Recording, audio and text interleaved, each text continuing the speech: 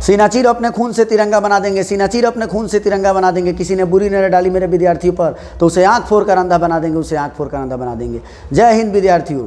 आज की इस वीडियो में हम आपको जो है क्लास 12 फिजिक्स का एक मोस्ट इंपॉर्टेंट क्वेश्चन बताएंगे जो आपके एग्जाम में बार बार पूछा जाता है। इसे अवश्य पढ़ लीजिएगा और अच्छे से समझ लीजिएगा, ठीक है। क्वेश्चन क्या है एक बार समझ लीजिए। क्वेश्चन है आपका deduce Coulomb's law from Gauss law. ठीक से सुन लीजिएगा फिर से, deduce Coulomb's law from Gauss law. इसका मतलब हुआ गॉस के नियम का उपयोग करके हमें कूलम्ब का नियम सिद्ध करना है, कूलम्ब का नियम निकालना है। तो सबसे पहले आपको ये पता होना चाहिए गॉस लॉ क्या होता है और कूलम्ब्स लॉ क्या होता है। तो देखिए गॉस लॉ क्या होता है आपका, गॉस लॉ आपका होता है phi is equal to q by epsilon naught. ध्यान से देखिएगा, इसको क्या पढ़ते हैं, एप्सिलॉन नॉट। तो फॉर्मूला हमारा phi is equal to q by epsilon naught, इसको हम बोलते हैं गॉस लॉ। और हमारा कूलम्ब्स लॉ क्या होता है, तो कूलम्ब्स लॉ जो होता है दो चार्ज के बीच लगने वाले फोर्स के बारे में बताता है हमें। तो वो होता है F is equal to 1/4 pi epsilon naught, ठीक है, Q1 Q2 by are square. ये हमारा क्या है, ये हमारा कूलम्ब्स लॉ और ये हमारा है गॉस लॉ। आपको करना क्या है, कूलम्ब्स लॉ को डिड्यूस करना है, मतलब इसका निगमन करना है किसके यूज से, गॉस लॉ के मदद से, ठीक है। तो इसके लिए मैं क्या करूँगा, सबसे पहले मैं क्या करूँगा, एक हॉलो कंडक्टर ले लेता हूँ, ठीक है। ये एक हॉलो कंडक्टर है, ठीक। इस हॉलो कंडक्टर को मैंने क्यू चार्ज दिया, कितना चार्ज दिया, क्यू चार्ज दिया। जब आप इसको क्यू चार्ज दोगे तो ये उसके आउटर सरफेस पे फैल जाएगा। सपोज करो मैंने इसको पॉजिटिव चार्ज दिया तो वो सारा पॉजिटिव चार्ज इसके आउटर सरफेस पे फैल जाएगा। अब अगर आपको जो है कूलम्ब्स लॉ को प्रूफ करना है तो पहले आपको क्या करना होगा, इलेक्ट्रिक फील्ड का डायरेक्शन पता करना होगा। तो देखिए एक बात ध्यान में रखिएगा, एक होता है टेस्ट चार्ज, एक होता है सोर्स चार्ज। दिमाग में बैठा लीजिएगा, टेस्ट चार्ज ऑलवेज पॉजिटिव होता है, ठीक है। टेस्ट चार्ज कैसा होता है, ऑलवेज पॉजिटिव होता है। और टेस्ट चार्ज हमें इलेक्ट्रिक फील्ड का डायरेक्शन निकालने में मदद करता है, ठीक है। और एक होता है सोर्स चार्ज। तो सोर्स चार्ज के बारे में ध्यान में रखिएगा, सोर्स चार्ज पॉजिटिव भी होता है और निगेटिव भी होता है, लेकिन टेस्ट चार्ज कैसा होता है, ऑलवेज पॉजिटिव होता है, ठीक है।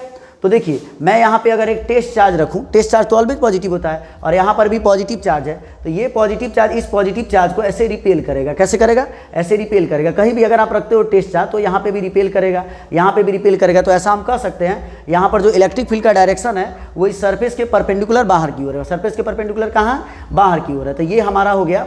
सपोज करो मैं यहाँ पे एक छोटा सा एरिया ले लेता हूँ, ठीक है, और इस एरिया के परपेंडिकुलर यहाँ पे इलेक्ट्रिक फील्ड आपका कुछ इस तरह से है, ठीक है। अब देखो मुझे अगर ये कूलम्ब्स लॉ प्रूफ करना है तो मेरे को शुरू कहाँ से करना होगा, तो मुझे यहाँ फ्लक्स से शुरू करना होगा।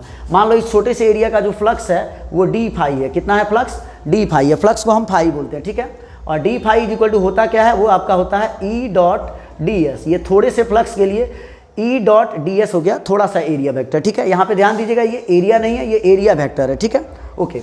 अब आप इसे थोड़ा सॉल्व करोगे तो ये हो जाएगा d phi is equal to, देखो ये डॉट हटता है तो कॉस थीटा आता है, तो मैं इसे ऐसे लिखूंगा, वेक्टर ई का मॉड, फिर डी एस वेक्टर का मॉड, और फिर आपका यहाँ पे क्या हो जाएगा, कॉस थीटा हो जाएगा। क्या हो जाएगा, कॉस थीटा हो जाएगा। फिर आप यहाँ पे लिख सकते हो d phi is equal to, देखो ये जब मॉड हटाओगे तो ये तीर हट जाएगा, ये डायरेक्शन हट जाएगा, तो यहाँ पे हो जाएगा ई, यहाँ पे भी मॉड हटाओगे तो तीर हट जाएगा, तो यहाँ पे हो जाएगा डी एस और यहाँ पे हो जाएगा कॉस थीटा। देखो यहाँ पे एक और अच्छी चीज़ समझने वाली है, ये हमारा थीटा कितना होगा, थीटा कैसे पता करेंगे, तो थीटा जो यहाँ पे होगा आपका वो होगा इलेक्ट्रिक फील्ड और ये एरिया वेक्टर जो है इसके बीच का एंगल चेक करेंगे हम, ठीक है।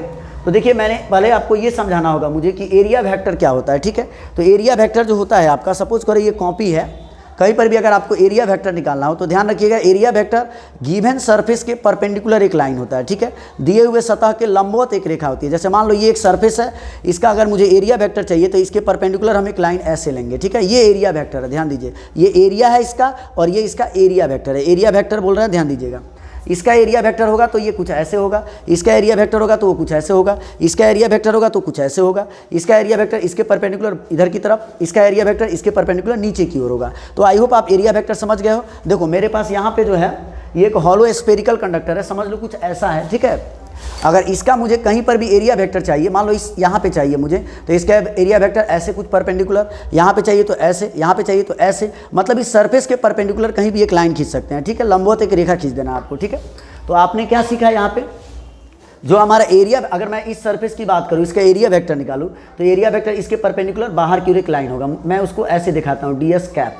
तो देखो ये एरिया वेक्टर हो गया, ये आपका इलेक्ट्रिक फील्ड हो गया। तो आप क्या देख रहे हो, एरिया वेक्टर और इलेक्ट्रिक फील्ड दोनों एक ही डायरेक्शन में है। तो इसका मतलब है यहाँ थीटा का वैल्यू कितना है बाबू, जीरो है। थीटा का वैल्यू कितना है जी, जीरो है। तो मैं यहाँ पे क्या करने वाला हूँ, ई डी एस और कॉस 0 डिग्री लिख दूंगा। कितना लिख दूंगा, कॉस 0 डिग्री। और ये आपका क्या है, डी फाई है, ठीक है। यहाँ और लगा लेना आप लोग, ठीक है।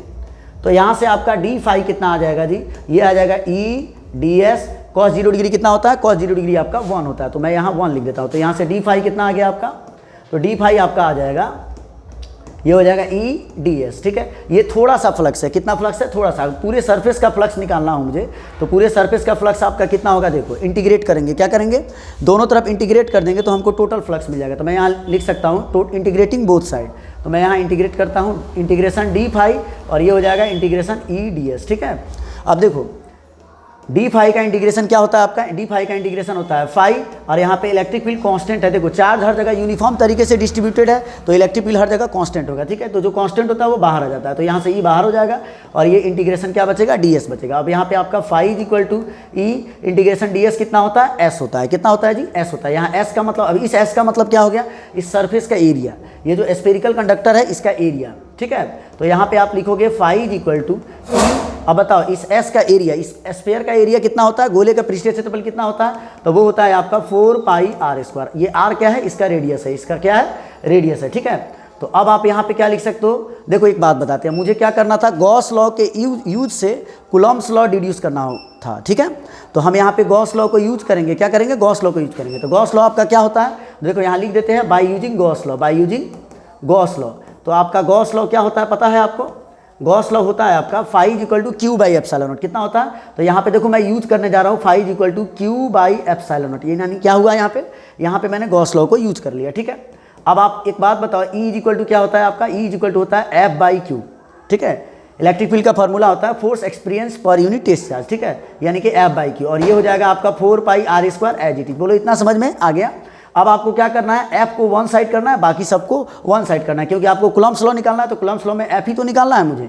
तो मैं क्या करूंगा, एफ को वन साइड, इसको हटाता हूं मैं, ठीक है, एफ को वन साइड कर देंगे, बाकी सबको वन साइड कर देंगे, तो मेरा कूलम्ब्स लॉ आ जाएगा। तो देखो अब आप क्या करोगे, यहाँ पे आप देखो जो नीचे है डिनोमिनेटर में है उसको उधर भेज दो, और जो नोमिनेटर में है उसको नीचे भेज दो, और एफ को वन साइड कर लो। तो यहाँ से आपका हो जाएगा, देखिए ध्यान से, ये हो जाएगा क्यू, और ये देखो डिनोमिनेटर से क्यू उधर जाएगा, तो ये भी हो जाएगा आपका क्यू, ठीक है। और आपका क्या होगा, नीचे एप्सिलॉन नॉट है, फिर आपका 4 पाई आर स्क्वायर नीचे चला जाएगा, तो ये हो जाएगा 4 पाई आर स्क्वायर, ठीक है, और इधर आपका बचेगा एफ, ठीक है।